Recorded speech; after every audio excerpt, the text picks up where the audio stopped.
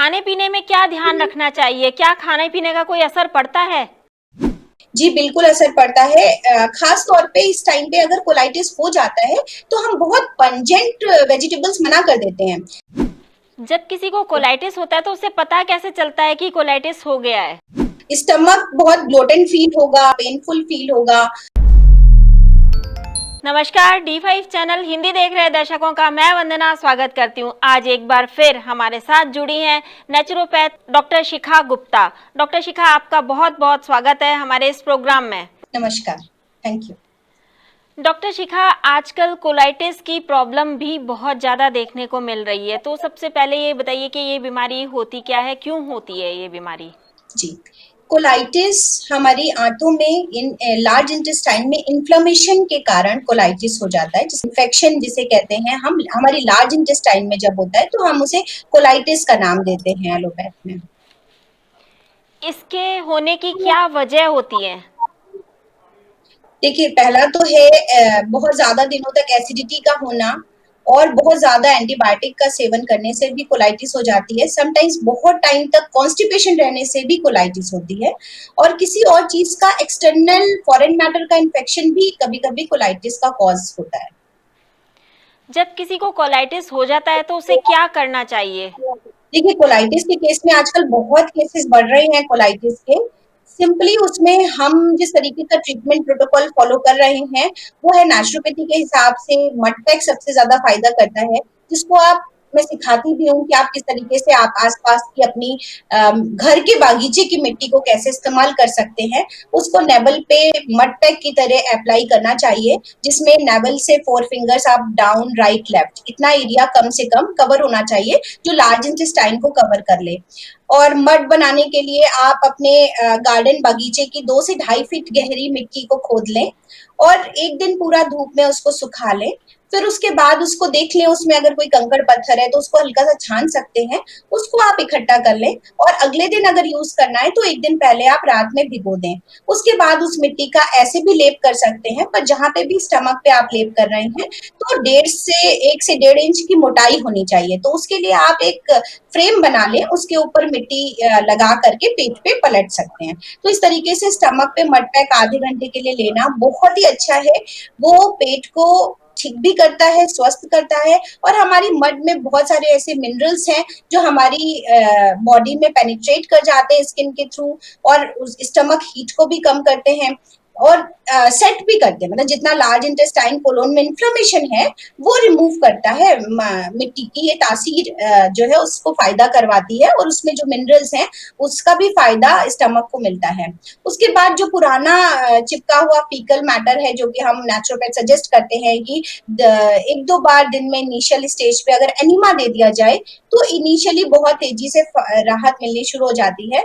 अभी जब आपका कॉल आया तो हम जस्ट कोलाइटिस का ही पेशेंट अटेंड करके आए हैं, तो उनको एक ही सिटिंग में हमने मड पैक दिया, then hot and cold fermentation कराया स्टमक पे, देन एनिमा दिया, तो एक ही सिटिंग में बहुत आराम आया। हाँ, इसके साथ यकीन मानिए ये सारी चीजें हमारे दिमाग से भी रिलेटेड है। अगर हमारा होल नाइट वर्क है, एक्सर्शन है, नींद स्लीप डिस्टर्ब है, तो एंजाइटी मैनेजमेंट पे भी काम करना पड़ेगा, जिसके लिए हमने अगेन योग निद्रा कराई भी और योग निद्रा में साथ में सजेस्ट करती हूँ। जब किसी को कोलाइटिस होता है तो उसे पता कैसे चलता है कि कोलाइटिस हो गया है? देखिए, स्टमक बहुत ब्लोटेड फील होगा, स्वेल्ड रहेगा, पैनिक रहेगा, पेनफुल फील होगा। कभी कभी मोशन सिकनेस नहीं होती है, पेशेंट को ऐसा महसूस होता है कि वो डेली मोशन जा रहा है, पर स्टमक में हल्का फुल्का पेन बना रहना स्वाभाविक है। या स्टमक में थोड़ा फूलापन महसूस होना, बल्जिंग होना, ये सब चीजें थोड़ी सी रहती हैं। खाने पीने में क्या ध्यान रखना चाहिए? क्या खाने पीने का कोई असर पड़ता है? जी, बिल्कुल असर पड़ता है। खास तौर पे इस टाइम पे अगर कोलाइटिस हो जाता है तो हम बहुत पंजेंट वेजिटेबल्स मना कर देते हैं। जैसे एंटी इन्फ्लेमेटरी चीजें हैं हमारी प्याज और लहसुन, है ना? बट हम सल्फर कंटेनिंग प्रोडक्ट को कोलाइटिस के केस में मना कर देते हैं। तो बहुत तामसिक प्रवृत्ति के जो भोजन कहे जाते हैं उनको मना करते हैं। हाई फाइबर डाइट मना करते हैं, ठीक है? अभी हम बहुत ही सॉफ्ट और कुक्ड वेजिटेबल्स खाने को कहते हैं, जो ग्रीन वेजिटेबल्स लाइक लौकी, तरोई, कद्दू, है ना? और आपका टिंडा, इस तरह की सॉफ्ट वेजिटेबल्स को खाने की एडवाइस करते हैं। एक बार इन्फ्लेमेशन जो है कम हो जाए, पेशेंट ठीक होना शुरू हो जाए, तो वो सभी तरीके की सब्जियों को खा सकता है। तो ये थोड़ा सा, और दूध भी बहुत सारे लोगों को सूट नहीं करता, तो दूध को भी हम इस समय रिकमेंड नहीं करेंगे। ज्यादा से ज्यादा हम पकी हुई सब्जियां और दलिया, काफी सारी सब्जियां मिली हुई, उनको ही रिकमेंड करते हैं। ज्यादा कच्चा सलाद और फाइबर भी इस समय पे हम नहीं एडवाइस करते। डे प्लान कैसा होना चाहिए जिनको कोलाइटिस हो उनका? जी, जैसा कि मैंने बताया कि बहुत ही सूदिंग डाइट होनी चाहिए, तो सूदिंग में आप सबसे पहले ये समझ लें कि इस समय कोकोनट वाटर और नारियल की गिरी सबसे ज्यादा सूदिंग है। उसके बाद आपके मुनक्के जिसमें बीज होता है, ऐसे रेजिन्स आप रात में धो के भिगो दें, सुबह उसे पानी सहित खा लें। इस तरीके का नाश्ता होना चाहिए। सब्जियों का सूप बहुत अच्छा एक विकल्प है, वो हो सकता है। और कार्ब्स जो कि बहुत ही ऐसे कार्ब्स हो, जैसे सब्जियों को मैंने एक बार बताया था कि सब्जियों को आप ग्रेट कर लें, चुकंदर है और लौकी है, इस तरह की सब्जियों को ग्रेट करके उसमें थोड़ा सा आटा मिला करके एक मुलायम सा रोटी या चीला बनाया जाए और उसको सॉफ्ट चटनियों के साथ खाया जाए, तो इस तरह का भी अनाज एक खाना, मतलब लंच एक ऑल्टरनेट हो सकता है। बाकी कुक्ड सब्जियों को बढ़ाया जाए, 2 कटोरी सब्जी रोटी। शाम के समय पे भी नारियल पानी है, अनार आपको सूट करेगा, अनार का रस है। अगर ऐसा लगता है कि बहुत हैवी है, तो आप आधे जूस में आधा पानी मिला लें और उसको सिप कर करके बैठ के पिएं। और थोड़ा शरीर को हल्का रखें, कम खाएं, तो ज्यादा जल्दी से फायदा होगा। और सॉफ्ट जैसे खाने में एक ही तरह का मील खाएं। अगर कार्ब्स खा रहे हैं तो चावल है तो चावल ही खाएं, दाल चावल सब्जी रोटी, तो ऐसे बहुत कॉम्प्लेक्स और बहुत हैवी ना करें मील को।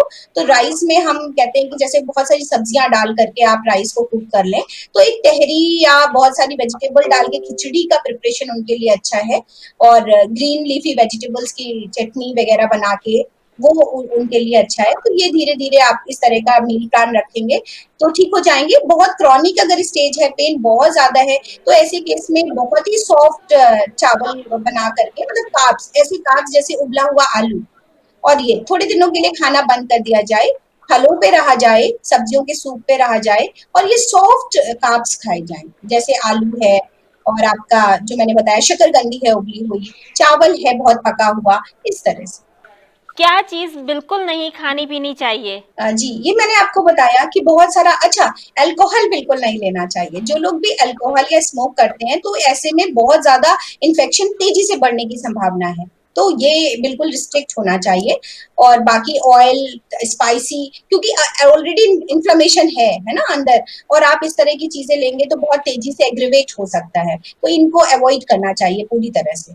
मड पैक के अलावा भी कोई और ऐसा उपाय है जो घर बैठे किया जा सकता हो? जी, वैसे तो मड पैक का ऑल्टरनेटिव नहीं है, बट अगर मड पैक अवेलेबल नहीं है, तो एक हम ठंडा कोल्ड हाइड्रोथेरेपी ले सकते हैं।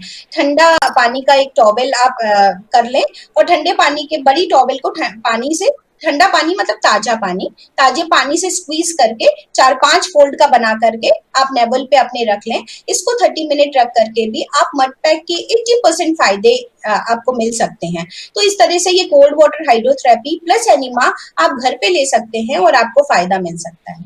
डॉक्टर शिखा, आप हमसे जुड़ी, आपका बहुत बहुत धन्यवाद। नमस्कार। अगले एपिसोड में आपसे फिर मुलाकात होगी, तब तक के लिए नमस्कार।